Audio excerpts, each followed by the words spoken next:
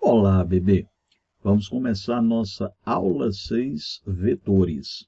E, professor, qual a importância de eu aprender um pouquinho sobre vetores? A gente vai estar cobrando vetores exatamente para conseguir fazer as questões de equilíbrio do ponto material e do corpo extenso e as questões envolvendo forças na física elétrica, por exemplo. E vetores, eles se enquadram dentro da categoria de grandezas físicas. Tio Augusto, o que é uma grandeza?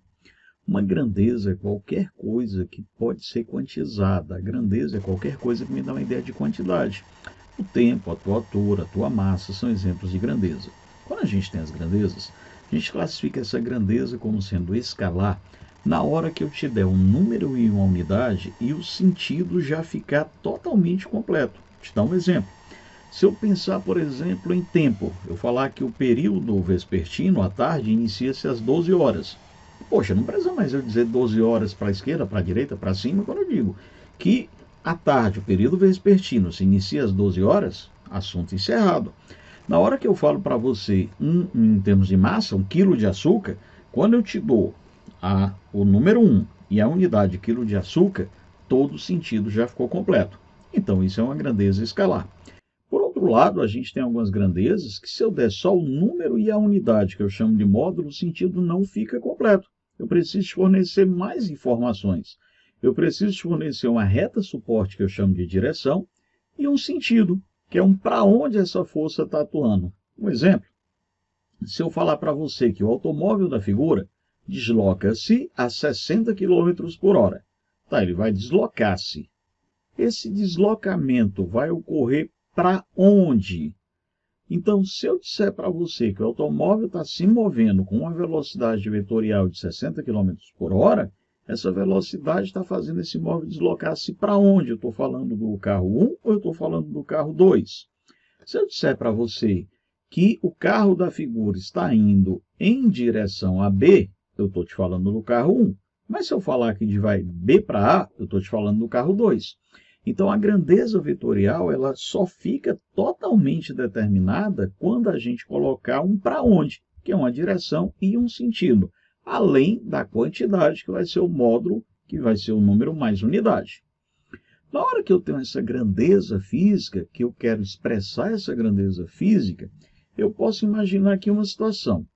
Faz de conta aí que o bonequinho da figura está empurrando essa caixa. Faz um pouquinho aqui, me ajuda mentalmente. O que é que eu podia acrescentar nessa figura, neste desenho, para falar para você que o bonequinho está empurrando a caixa? Ah, professor, podia botar uma seta. Beleza, alguém já pensou lá adiante, já estudou vetores e já me deu a representação correta. Mas a nossa primeira ideia é uma seta. Bom, mas na hora que eu coloco uma seta, essa seta, então, vai ser um vetor. Se a grandeza é vetorial, para indicar alguma coisa, eu chamo essa seta de vetor. Tá. Agora, o que é que acontece? Vetor, ele é uma seta, é um segmento de reto orientado. Porém, essa seta aqui de baixo, ela vai ser uma seta explicativa. Ela está servindo aqui para associar a palavra vetor a essa definição. E essa outra aqui vai ser um vetor. Ah, então, todo vetor é uma seta, isso, mas nem toda seta é um vetor. Exatamente, Besalmindo. Então, todo vetor é uma seta, porém, nem toda seta é um vetor. Então, preciso de mais alguma coisa para indicar isso aqui. Ah, vou colocar, digamos, um F para falar que é força e não velocidade. Está quase completo. Mas se eu pensar um pouquinho em química, eu tenho algumas situações em química, como por exemplo, para indicar calor, eu boto a letra delta em cima. Então, a letra em cima da seta não necessariamente é a representação de um vetor ainda. Ah, Augusto, então por isso que eu vou botar a setinha em cima. Agora sim. Quem tem a letra em cima do vetor com a representação vetorial da setinha, sempre horizontal e para a direita, isso vai ser sempre a minha grandeza vetorial. Então, tio Augusto, vetor, então, o que é que é? Vetor vai ser, resumindo, uma seta. É um ente matemático que representa uma grandeza vetorial. Então, ela vai representar a direção, vai representar o sentido, e geometricamente o tamanho dessa seta vai me dar o valor do vetor. Quanto mais forte for o vetor, maior for a seta. Então, como é que eu posso representar o vetor? Olha só, eu posso colocar uma seta com a letra minúscula e a setinha em cima. A setinha sempre horizontal e para a direita. Eu estou te falando que isso aqui é o meu vetor V. Tá, mas eu posso colocar a letra maiúscula também, não posso? Pode sim. Tem mais alguma alternativa? Tem, a gente pode colocar duas letras maiúsculas com a setinha em cima. Tem mais uma? Tem. A gente pode colocar uma letra maiúscula na origem e outra na extremidade. Aqui a convenção é que seja maiúscula. Eu ainda posso representar o vetor colocando uma letra em negrito junto dela. Então, todas essas aqui representam grandezas vetoriais. E uma das coisas que a gente vai usar muito nos vetores vai ser a ideia de deslocamento. Então, a gente vai fazer algumas operações com vetores. Vamos supor uma situação aqui em que um móvel se deslocou aqui numa direção A. Então, aqui eu vou colocar aqui o meu vetor A indicando para a gente o deslocamento desse móvel. Em seguida, ele mudou a direção e se deslocou de B. Tá. Aí eu quero saber para você qual foi o deslocamento resultante. Se eu falar em distância percorrida, você já viu isso na cinemática, eu vou somar o valor de A com o valor de B. Módulo de A mais módulo de B, eu somo para ter a distância percorrida. Lembrando que no vetor, o tamanho da seta representa o módulo desse minha grandeza. Mas eu quero a ideia do vetor resultante. Então, quem é o vetor resultante? O vetor resultante vai ser dado por quem fecha esse polígono aqui. Agora, olha um detalhe. Se eu botar uma setinha azul também, não chamar ele de resultante, ainda assim você tem que identificá-lo. Então, o que é que a gente vai fazer com a nossa resultante? Todos os vetores da operação, eles vão ser organizados pontinha da seta, que eu chamo de extremidade, com o comecinho da seta, que eu chamo de origem. Então, o que é que vai acontecer? Todos os meus vetores que fazem parte, né, da montagem do meu esquema, eles vão ser organizados extremidade com origem. Porém, o meu vetor soma, ele vai ser o único que, ao ser representado, irá ficar origem com origem e extremidade com extremidade. Então, nesse caso aqui, eu vou te dizer que o vetor resultante de A com B, vetor resultante da soma poligonal de A mais B, é o vetor C. Professor, se eu tiver o valor de A, se eu tiver o valor de B, eu posso substituir nessa fórmula e dar soma como resposta? Não. Essa fórmula é uma fórmula vetorial. Ela só mostra para você que a gente fez a junção dos vetores A e B para obter o C. Para achar resultante, aí a gente vai olhar para a figura e vai, através da figura, estabelecer uma relação matemática. Professor, mas eu já posso ter a ideia de um polígono fechado se por acaso eu representar o A, o B e o C em sentido inverso. Se o meu polígono já estiver fechado e todo mundo estiver sendo representado extremidade com origem, se não tiver ninguém origem com origem, nem extremidade com extremidade, a gente vai falar que a soma disso aqui vai me dar o vetor nulo. Então, o vetor soma é o que falta para fechar o polígono. Se o polígono já estiver fechado e não tiver ninguém origem com origem, nem extremidade com extremidade, a gente vai falar, então, que o vetor soma é o vetor nulo. Tá, professor, e se eu tiver vários vetores, como é que a gente vai fazer? Você vai redesenhar, reorganizar esses vetores, mantendo a característica de deixar extremidade com origem, para quem faltar para fechar o polígono ser a resultante. Se eu te pedir a soma vetorial de A com B, com C, com D e com E, o que é que você vai fazer? A mais B mais C mais D mais E vetorial. O que é que significa isso? Você vai fazer um desenho. Não precisa necessariamente seguir a ordem de A, depois o B, depois o C. Essa ordem não importa na resolução. O que importa é que você faça sempre a origem de um coincidir com a extremidade do outro, sempre de tal modo que só o soma seja origem com origem, extremidade com extremidade. Então, eu vou pegar aqui qualquer ordem, vou, por exemplo, deixar o vetor A, que ele já está aqui no canto superior, e eu vou mexer com o vetor C, eu vou trazer o vetor C para cá. Qual é a condição? C tem que ter a extremidade dele encaixada na origem de A. Ah, mas não é A mais B mais C, eu não devia pegar primeiro B? Repito, a ordem não importa. Poxa, está pertinho aqui, vamos botar o B agora. Ó. Vou encaixar B com C. Agora eu vou trazer mais um, pode ser o D, por exemplo, extremidade de D na origem do B.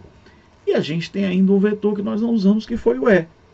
Poxa, eu podia botar, professor, o E aqui em cima? Podia, não ia ter a menor diferença onde você encaixou o E.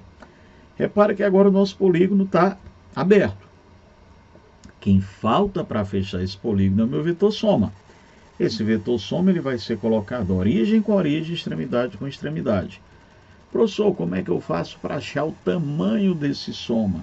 Olha para a figura e vê como é que você pode calcular através da figura. Eu visualizei aí um triângulo retângulo. Então eu teria 1, 2, 3, 4, 5, 6, 7. Eu teria que o soma ao quadrado vai ser 2 ao quadrado mais 7 ao quadrado. Eu usaria o teorema de Pitágoras. A ordem não importa. Observe essa figurinha. A resultante de A mais B mais C mais D vai ser o B. Agora eu troquei o B e o C de lugar. Vou trocar novamente aqui mais dois vetores. Ó. B e C, vamos trocar agora B e A. Qualquer ordem que você coloque, a figura parece que vai ficar com a cara diferente, né? A figura te dá uma cara diferente, mas a tua resultante aqui, que é o vetorzinho azul, não muda de lugar. Ele vai ficar do mesmo tamanho, mesma direção e mesmo sentido sempre. Então, a ordem com que você vai encaixar os vetores não vai alterar o teu resultado obtido. Professor, como é que eu faria isso se eu tiver uma figura em que já vem um polígono fechado?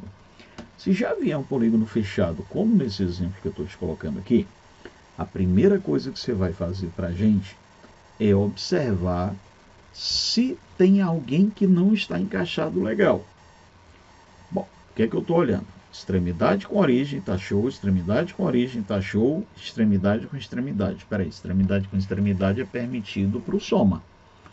Ah, mas esse aqui não pode ser soma porque ele está extremidade com origem. Esse também não. Opa, então não rola essa figurinha aí. Do jeito que ela está aí, eu não tenho a resultante ainda. O que é que eu vou fazer? Eu vou pegar essa figura aqui, galerinha, e eu vou particionar, eu vou cortar essa figura. Por exemplo, eu vou separar esse trecho de cima, ó, esse está perfeito encaixado aqui, esses três de baixo também estão corretos. Porém, aqui e aqui não está legal. Então eu vou separar. Ó. Como eu tenho um hexágono regular, todo mundo vai ter que ter o mesmo tamanho. Então a primeira coisa que eu fiz aí, eu vou traçar exatamente as nossas diagonais, para que eu consiga perceber que cada pedacinho desse aqui vale 8 unidades, já que o nosso hexágono é regular. Agora eu vou separar essa parte de cima e vou achar a resultante só disso aqui, galera. Depois eu vou separar a parte de baixo e vou achar a resultante também dos dois. Perceba, meu polígono está fechado, a resultante aqui está aberto. Desculpa, a minha resultante é que falta para fechar esse polígono. Eu vou chamar de S1. Ah, vou fechar aqui a de baixo. Professor, então S1 é igual a S2. Perfeito, você viu na figura que sim. Então basta eu colocar aqui que a resultante está daqui para cá. Não, ainda não. Por quê? Porque a resultante de S1 tem o mesmo módulo de S2, mas são duas resultantes distintas. Então a resultante total é a resultante 1 mais a resultante 2. É o S1 soma 1 mais o soma 2. Como cada trechinho desse aqui vale 8 unidades, então o que é que eu vou ter? 16 mais 16. Quem é a resultante total que a gente tem aqui? 32 unidades. Então, professor, se o meu polígono já estiver fechado, a resultante é zero? Só se ele já estiver fechado com todos os vetores organizados extremidade com origem. Se tiver alguém origem com origem, extremidade com extremidade, ainda não é zero. Então você vai achar que é resultante. Tem uma outra maneira de eu ter feito essa mesma questão? Tem, olha só. Eu vou pegar essas duas partezinhas aqui agora, só que eu vou fazer continuação de uma com a outra. Como assim, Augusto? Vamos lá. Peguei aqui o meu hexágono, vou ver cada pedacinho desse 8 unidades, mas eu vou pegar aqui a parte de cima e a de baixo que eu fiz separada, agora eu vou encaixar aqui, galera. Nota, origem sobrando, extremidade sobrando. Então isso aqui é que vai ser o meu soma. Mas cada trechinho desse aqui vale 8 e 8, né? Então cada trechinho vale 16. Então eu vou ter 16 mais 16, 32 unidades, a mesma resposta B. Nota que eu te mostrei duas maneiras distintas de chegar à mesma solução. Vamos ver aqui um outro exemplo para a gente treinar. A figura mostra 5 forças representadas por vetores de origem comum dirigindo-se aos vértices do hexágono regular. Sendo 10 newtons o valor do Fc, a intensidade da resultante dessas 5 forças é... O que é que a gente vai fazer aqui? Eu estou tendo uma ruma de origem com origem. Não vai ficar legal, a gente vai brincar de separar isso. Então, eu vou te dar aqui uma sugestão. Pensei o seguinte, ó, eu vou olhar o vetor A, o FA. Quando eu olho aqui para o FA está origem com origem, beleza? Aqui a extremidade está soltinha, não está muito legal. Eu pensei em trazer o FA aqui para baixo. Então, eu vou pegar o meu FA, ó, vou deslocá-lo para cá. Bom, agora eu acho que eu já posso fazer um pouquinho aqui. Quando eu fiz isso, eu fiz o FA encaixando no FD, ó. Então, FD mais FA já tem uma resultante, que é igual a FC. Opa, é numericamente igual ao UFC, mas ainda não é o UFC. A resultante de FD mais FA é alguém igual a FC. Mas já existe o UFC aí, então eu já tenho 2 vetores de 10 newtons na história. Vou fazer agora a próxima coisa. Ó, vou pegar o FE e vou deslocar mantendo a mesma direção, mantendo o mesmo sentido, mantendo o mesmo módulo. Eu vou mexer na posição do FE. E agora eu estou tendo FB junto com FE, me dando um resultante que também está igual a FC.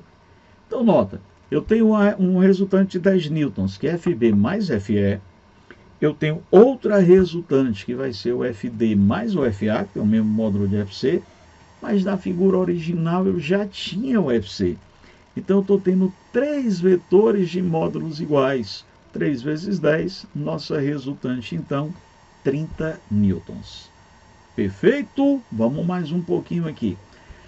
Professor, e se por acaso meus vetores já vierem só 2 vetores e ele me der um ângulo entre esses 2 vetores? Tá. Se esses 2 vetores estiverem associados origem com um ângulo conhecido, a gente vai estar com a regra do paralelograma.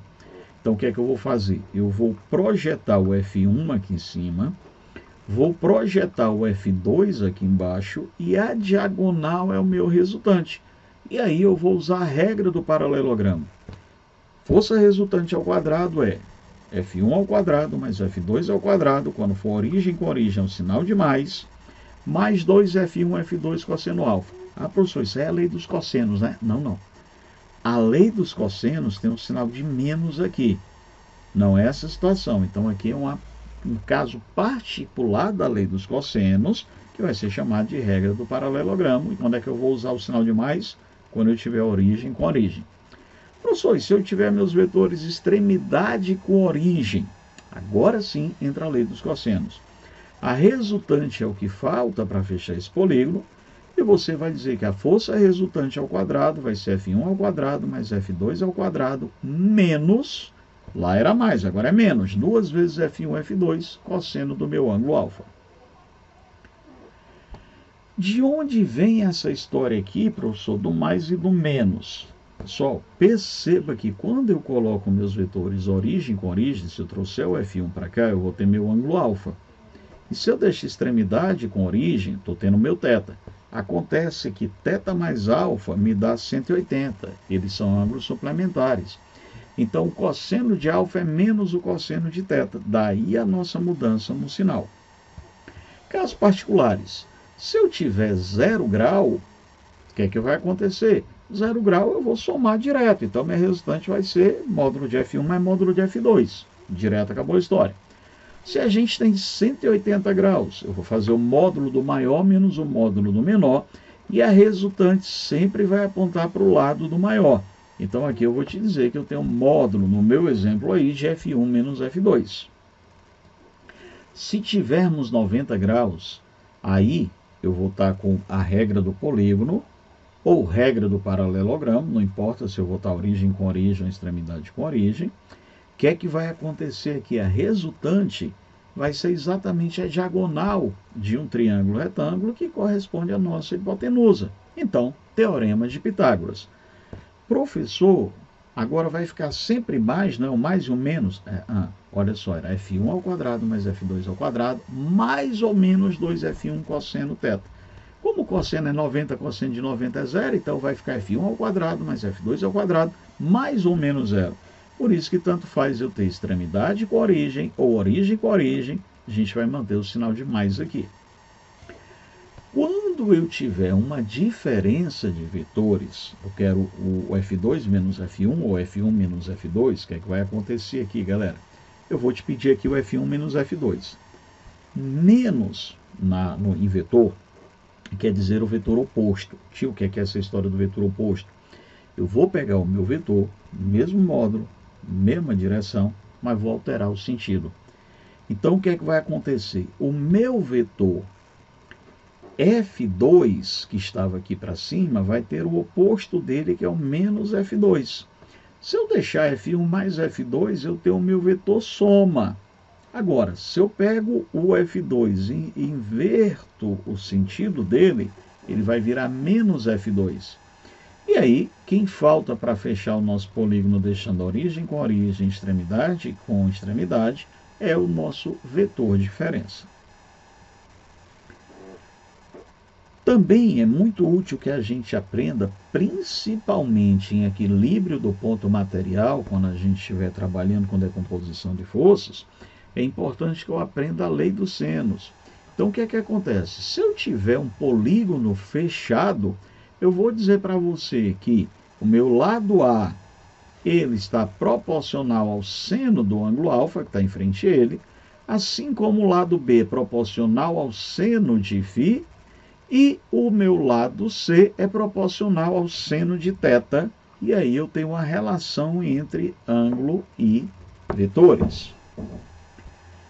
Caso eu tenha, então, dois vetores com mesma direção e mesmo sentido, a resultante vai ser a soma direta. Então, a resultante vetorial tem a mesma fórmula da resultante matemática. Se eles tiverem mesma direção e sentidos opostos, a vetorial é dada por F1 mais F2. A matemática, módulo de F1 menos F2. Se nós temos vetores, origem com origem, regra do paralelograma. Se eu tenho vetores extremidade com origem, a gente vai usar a lei dos cossenos. E se eu tiver 90 graus, tanto faz origem como extremidade com origem, a nossa resultante vai ser dada pelo teorema de Pitágoras. Agora olha aí os dois primeiros casos, perceba. Ou eu vou ter a soma, ou eu vou ter a diferença. Alguns que nos demais casos, está aparecendo aí um ângulo, e esse ângulo pode fazer com que o valor vá variando de menos 1 até mais 1. Então, o maior valor possível que eu vou ter é a soma, e o menor é a diferença. Então, se vier uma questão clássica me pedindo quais são os valores máximo e mínimo que eu posso encontrar da soma vetorial de dois vetores quaisquer A e B, essa soma ela vai dar um resultado a depender do ângulo que eu tenho. Então, qual é o maior valor possível que eu possa ter? O maior valor possível que eu vou conseguir ter é exatamente A mais B em módulo. E o menor valor é quando eu tiver 180 graus, é A menos B em módulo. Um exemplo disso, como é que ele podia me cobrar isso numa questão do vestibular? Questão aqui da FATEC, ele diz que duas forças têm intensidades, F1 igual a 10 newton e F2 igual a 15 newtons. O módulo da resultante da soma vetorial desses dois vetores não pode ser... Espera aí, Augusto, como é que eu faço aqui? Olha só, a soma vetorial, o valor máximo é a soma direta. Tá? E o valor mínimo é o módulo da diferença. Então perceba, o máximo que eu posso ter vai ser 10 mais 15, 25 newtons. O mínimo que eu posso ter, 15 menos 10 ou 10 menos 15 em módulo, seria 5 newtons. Então, das opções que eu tenho aqui, 25 poderia ser? Sim, poderia ser, se eu tivesse 0 grau. 20 newtons poderia ser 20 ou 15? Sim, a depender do ângulo que eu vou ter, né? 10 newtons podia ser, dependendo do ângulo, sim. 4 newtons podia ser, de jeito nenhum. O menor valor que eu posso encontrar é o valor de 5 newtons. Outro detalhe importante para a gente lembrar, Bizão, vai ser a ideia da decomposição de vetores. Então imagina aqui que eu tenha um vetor V qualquer, formando um ângulo alfa com a minha vertical. O que é que eu vou fazer? Eu vou fazer aqui um projeção saindo do meu vetor até o eixo x, então eu vou dizer que isso aqui vai ser a projeção do vetor v sobre o eixo x. Vou representar essa mesma coisa para o meu eixo y. Então, vou projetar. Aqui eu tenho a projeção de v sobre o eixo y. Agora, meninada, observa que eu posso trazer o Vx aqui para cima e agora eu tenho um triangulinho, ó. Aí, o que é que vai acontecer? Quem está adjacente vai combinar com o cosseno. Cosseno colado, cateto adjacente, quem vai estar colado vai estar com a componente cosseno, vai ser o V cosseno de alfa. E quem ficar longe do ângulo, ó, o ângulo está lá em cima e o meu vetor ficou lá do outro lado, está separado, separado é seno. Então, professor, de onde é que eu tiro isso? Olha para esse triangulinho aqui, ó. Se eu trago o Vx aqui para cima, e aqui eu tenho o meu alfa, o que é que eu vou ter? Cateto oposto, Vx, pela hipotenusa, me dá o seno. Por isso que o seno vai estar entre Vx e V. Do mesmo módulo, cateto adjacente pela hipotenusa me dá o meu cosseno. Então, eu tenho as relações que eu consigo tirar a partir de um triângulo retângulo. Bom, professor, então na hora que eu tiver a ideia de vetores, né, eu posso simplesmente fazer decomposição, posso fazer um polígono? Pode. Agora tem um caso especialmente legal, que é quando eu tenho vários vetores, por exemplo, e eu não disponho de muito espaço na minha prova. E aí nem eu tenho uma boa coordenação motora para desenhar, sair pegando no C, arrastar, encaixar no A, até formar um polígono. Então tem uma maneira um pouquinho mais prática de eu fazer isso. É o que eu vou chamar de método dos versores. Como é que é, professor? É vetor? Não, é versor mesmo, tá? Então o que é um versor? Um versor é um vetor unitário. A ideia é, eu vou pegar aqui os meus vetores e eu vou traçar um sistema de eixos a partir da origem do meu vetor. E com isso, eu vou formar um triângulo retângulo aqui, ó. Tracei meu sistema de eixos, e aí a gente costuma dizer que quando eu vou estar tendo os versores, eu vou usar I para o versor na direção X, eu vou usar J para o versor na direção Y, se tiver uma direção Z eu boto K, e eu boto o chapeuzinho aqui para indicar para você que eu estou falando de versores. Então, Y chapéu seria exatamente o versor unitário na direção X. J chapéu, versor unitário na direção Y. Aí, olha só o que é que vai acontecer aqui com o nosso A. Perceba que eu estou no sentido crescente do eixo e crescente do outro. Então, A só vai ter valores positivos. E aqui eu tenho 1, 2, 3, 4, 5 quadrinhos. Então, eu vou dizer que o vetor A pode ter 5 quadrinhos horizontais, 5Y chapéu, mais 1, 2, 3, mais 3 quadrinhos verticais. Eu vou dizer 3J chapéu. Então, quem é o meu vetor A? Seria a soma dos versores 5i mais 3j. A gente vai fazer isso para cada um dos meus vetores. Olha só, agora eu vou para B. Fiz o triangulinho aqui de B. O sistema de eixos ele vai ser tratado sempre na origem do meu vetor. Então, eu vou traçar aqui meu eixo x, meu eixo y. Perceba agora que o x, meninada, ele está indo para o lado contrário do eixo, ele está indo para o lado negativo. 1, 2, 3, 4, 5.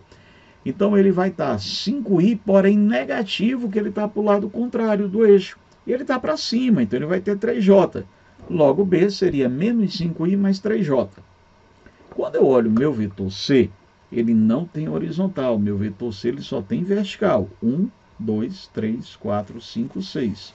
Então, ele vai ser 0i mais 6j. Meu vetor D, por outro lado, ele está para a esquerda e está para baixo. Traço o nosso triangulinho, o sistema de eixos. Para a esquerda ele é negativo, para baixo também ele é negativo. 1, 2, 3, menos 4i, menos 2j. E aí, o que é que a gente vai ter aqui? Menos 4i, menos dj. Vamos para o E. Olha o E, ele está para o lado positivo do X, porém está para o lado negativo do Y, que é para baixo. Então ele tem 1, 2, 1, 2, 3. Então eu vou te dizer que ele vai ter o quê? 2i positivo, 2i chapéu, menos 3j chapéu. Professor Augusto, e se eu quiser a resultante? Eu pego essas equações, galera, e vou somar. Então, eu vou somar 5i mais 3j mais menos 5i mais 3j mais 6j mais menos 4i menos 2j mais 2i menos 3j. Então, professor, quando eu faço essa soma, eu vou encontrar, galera, o equivalente do que a gente já tinha feito antes de achar esse vetor aqui. Então, a minha soma vetorial, quando eu pegar esses valores que você achou aqui para a gente somar todo mundo, eu vou encontrar como resultado o mesmo tamanho do nosso vetor resultante. Ó, vou encaixar todo mundo como a gente já havia feito. Quem falta para fechar o polígono é a nossa resultante. Vou traçar aqui aquele nosso sisteminha de triângulos e olha só, botando a origem para cá. O meu vetor, ele está para a esquerda, então ele tem 2 quadrinhos para a esquerda, por isso que menos 2i chapéu. E ele tem 1, 2, 3, 4, 5, 6, 7 quadrinhos para cima, mais 7j chapéu. Show! Agora eu vou te pedir um favor gigante. Vamos pegar o nosso material, manda brasa, canetinha na mão, tique-teca todo vapor, motorzinho ligado e vamos fazer as nossas questões. Um abraço, até o próximo encontro.